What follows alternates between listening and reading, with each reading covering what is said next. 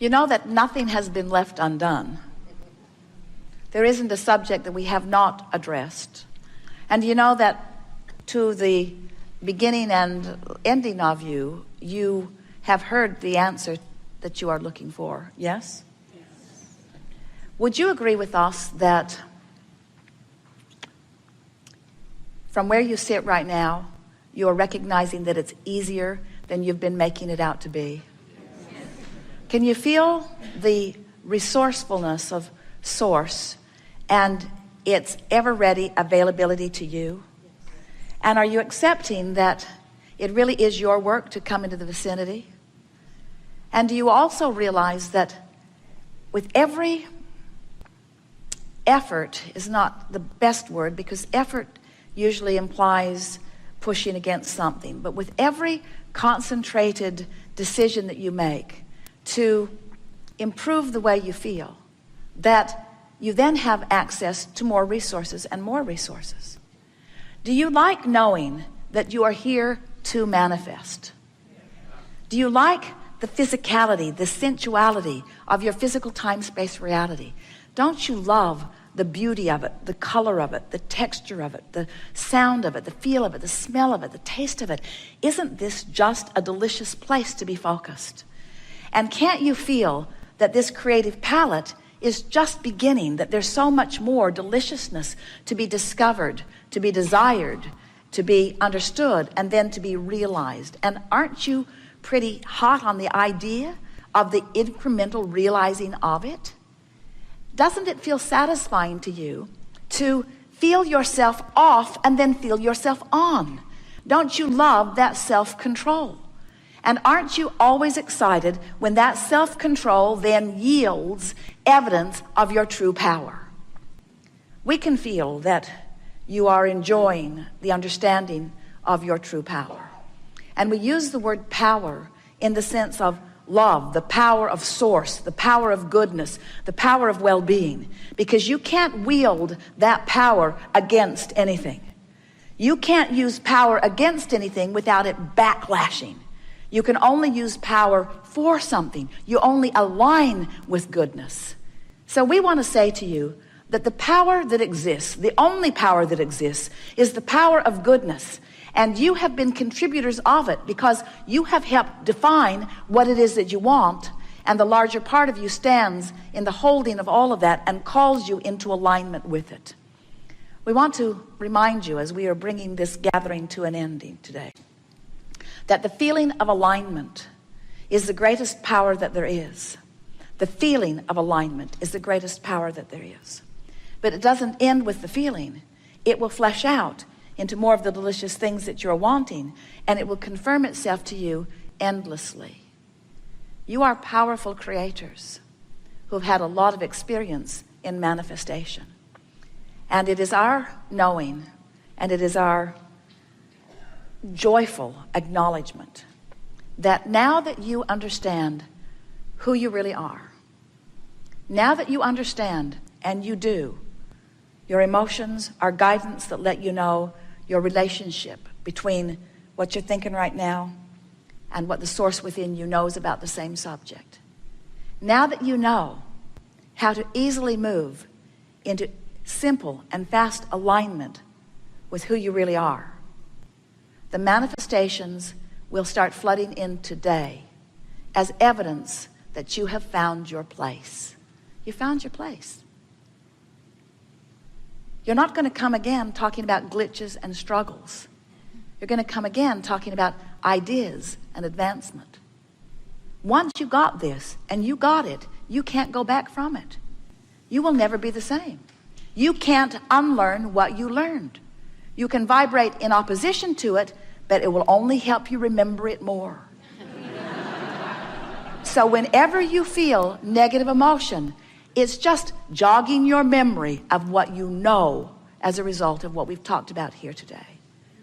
We feel so much love and appreciation for your willingness not to just be here playing with us all around the world or in this room. It's not just this nowness that we adore you about. It's your willingness to be in this body at all. Your willingness to be out here on this leading edge of thought. Your willingness to explore and put into the vortex things for you to reap the benefit and reward of manifestation of now, or things that will be saved for generations to come who are less resistant to the idea. But we want to say to you, if this time-space reality has inspired within you a desire, this time-space reality and this nowness has the power and the willingness and the capacity to yield it to you fully now. There is great love here for you. And as always, we remain eternally and blissfully, robustly and friskily in the vortex.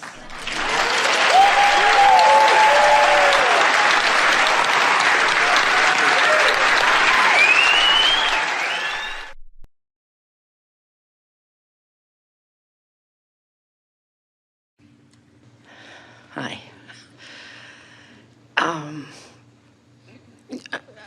I can listen to you all day, and I do listen to you a lot. But how do you go from believing to knowing? Well, in the same way that there is a vibrational variance between doubting and believing, there is a vibrational variance between believing and knowing. Doubting and believing is a further expanse. Doubting is not far from disappointment, which is not far from fear, which is not far from disempowerment. In other words, when you doubt something, your vibration is very far from the knowing of it. Mm-hmm. And by the time you reach this vibration of hoping, you've come most of the distance. And so you can go quickly from hoping to believing, and quickly from believing to knowing. It's just a matter of staying there focused a little longer. All hope means is that you're focused more upon what you want than you are upon what is. It's where you've tipped the balance of the scale so that more of the time you are thinking about it as you want it to be rather than seeing it like it is. So once you tip that balance, that fulcrum tips downstream, so to speak, as you find the feeling that begins to feel like belief, there's a lot of momentum in that. And somewhere between hoping and believing, you start getting manifestations. And so belief goes from knowing because all kinds of evidence is now pointing toward it. Oh, we love saying this to you. What a wonderful question you've put to us. When you're hoping for something, you're still in that phase where it's vibrationally complete and you are mostly thinking in direction of what you want rather than what you don't want, but the manifestation hasn't started showing itself to you. But if you stay in that hopeful place long enough, now manifestations begin to show themselves to you, and now you begin to believe. When you begin hoping for something, and then you start noticing what comes from that, and then you begin believing and you start noticing what comes from that, before long, knowing is easy. We want to put this into the context of what faith is. A feeling of faith is belief that it will happen even though I don't have evidence that it is happening.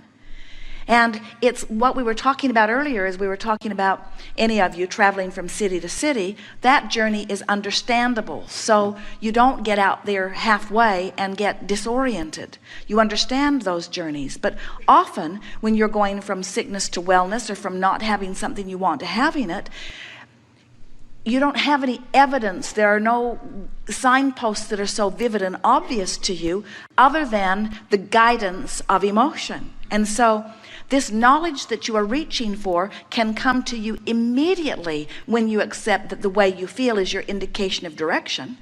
In other words, when you know that the better you feel, the better it gets, and the worse you feel, the worse it gets, that's the knowledge that you're really wanting to reach for.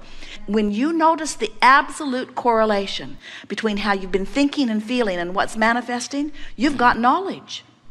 So then something wonderful will happen, and Esther will say, I did that. That's knowledge. When something not so wonderful happens, Esther said, I did that. That's knowledge. So it's the knowing of the guidance system that we want you to focus upon.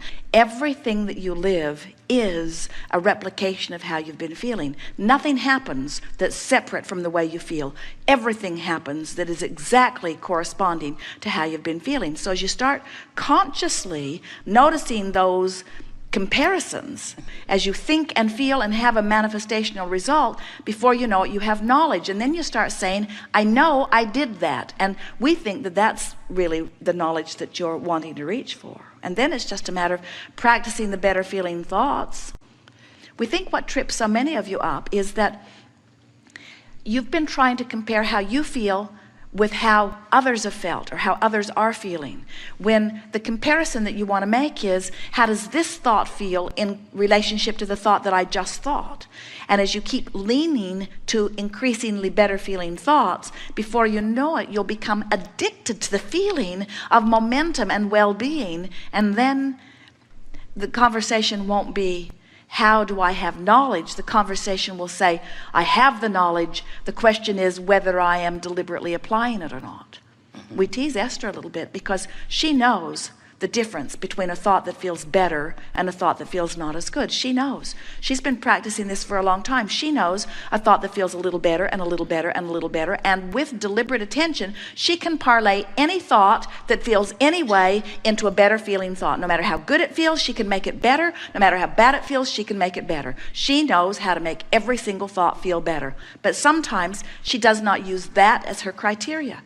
She'll say, well, it's true. As if that has anything to do with anything. There are a lot of things that are true that you don't want to live. There are a lot of things that are true that you do want to live. Let the criteria be, how does it feel when I think it, you say? Very good. Thank you. Yes, indeed.